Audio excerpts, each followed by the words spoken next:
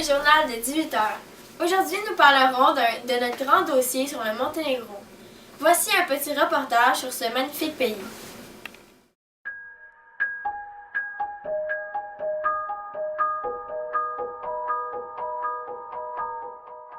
En français, le Monténégro signifie la montagne noire. Cet ancien royaume tient son nom des forêts qui recouvrent plus de la moitié de son territoire, soit 13 800 km². Il se situe en Europe du Sud et il est bordé par la mer Adriatique. Il est voisin de la Croatie, de la Bosnie, de la Serbie ainsi que du Kosovo et de l'Albanie. Sa monnaie est l'euro et sa capitale est Podgorica.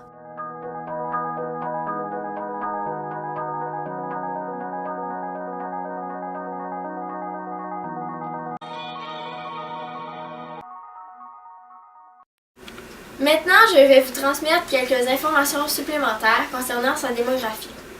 Le Monténégro compte environ 653 474 personnes.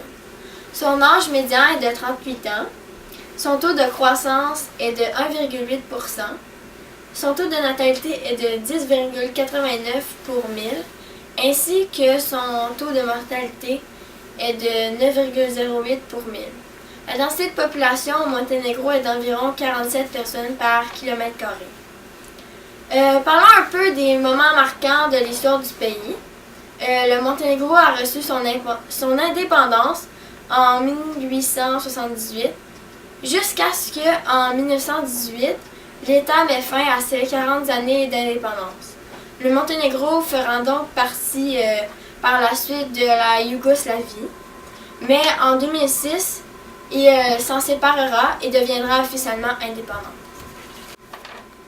La politique intérieure, le Monténégro, c'est une démocratie. Son président est Filip Vujanović et le président du gouvernement est Milo Đukanović. Le président est élu aux 5 ans. Puis la constitution du Monténégro définit le pays comme une démocratie où les droits civils et la justice sociale sont protégés.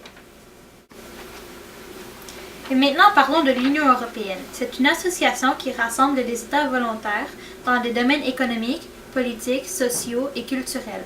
Cela permet d'avoir le maintien de la paix en Europe et favorise le progrès de la vie sociale. Ces objectifs sont d'avoir une meilleure unité entre les pays d'Europe et d'avoir une certaine unité politique pour créer un marché intérieur qui sert à assurer une stabilité économique partout en Europe. Ces avantages sont de faciliter les échanges et la circulation entre les pays qui en sont membres. Il n'y a aucune guerre entre les pays membres et il y a une meilleure force commerciale de façon à ce que les pays aient plus de facilité à communiquer entre eux. Il y a 2 jours, il y a eu une rencontre entre une représentante de l'Union européenne et un représentant du Monténégro pour discuter de l'entrée du Monténégro dans l'Union. En voici un extrait. Bonjour, je suis la représentante de l'Union européenne. Enchantée, je suis le représentant du Monténégro. Comment allez-vous? Très bien, vous? Très bien. Par contre, étant représentante de l'Union européenne, je ne peux omettre le fait que le Monténégro soit réputé pour avoir de grands problèmes concernant la corruption, les crimes organisés et l'indépendance judiciaire. Ceci pourrait être un grand désavantage pour l'Union européenne. Mais je tiens à souligner que nous croyons qu'en rentrant dans l'Union européenne, nous pourrions ainsi trouver des compromis et des ententes qui pourraient nous permettre de trouver des solutions à ces problèmes et ainsi nous pourrions ainsi trouver de nouvelles solutions qui pourraient justement grandement nous aider et je crois que ce serait très bénéfique. Du point de vue économique, l'Union européenne pourrait éprouver certaines difficultés concernant le financement des futurs pays membres, dont vous qui en faites la demande, puisque l'élargissement de l'Union européenne demande de très très grandes dépenses. Eh bien justement, étant donné tous les efforts investis afin d'adhérer et respecter toutes les étapes d'adhésion, nous ne saurions nous permettre un rejet. Mais, toutefois, nous pensons que nous pourrions apporter certains capitaux à l'Union européenne si nous pouvions utiliser nos ressources environnementales, dont la principale, le bois, qui pourrait amener justement beaucoup d'argent à l'Union européenne et ainsi combler un trou économique. Parlons maintenant de l'aspect culturel. Les désavantages seraient que l'Union européenne aurait à régler les conflits interethniques ainsi que plusieurs conflits linguistiques. Eh bien, nous savons très bien que les pays Balkans et nous, le Monténégro, avons certains problèmes quant à notre démarche pour entrer dans l'Union européenne. Cependant, nous pensons que ces problèmes ne devraient pas être trop sérieux, car nous avons respecté toutes les étapes et nous faisons en ce moment des démarches pour prouver notre point.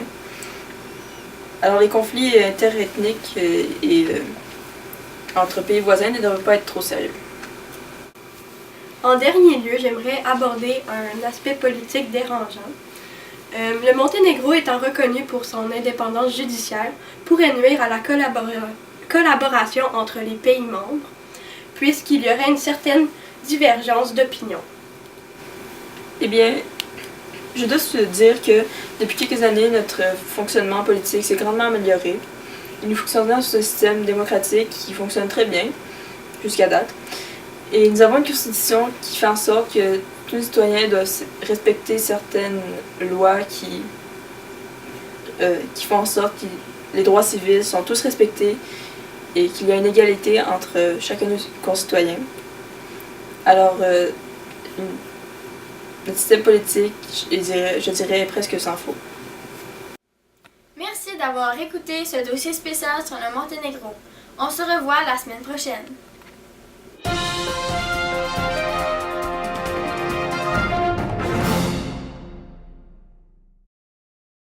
Ça en arrière. Ça, c'est cool. Ok. Tu fais le désert. Ok, attends. Il deviendra officiellement indépendant. Pour sa politique intérieure, le Monténégro est une démocratie. Ça a changé. Sociaux et culturels. Cela permet d'avoir le maintien de la paix en Europe et favorise le progrès de la vie sociale et économique.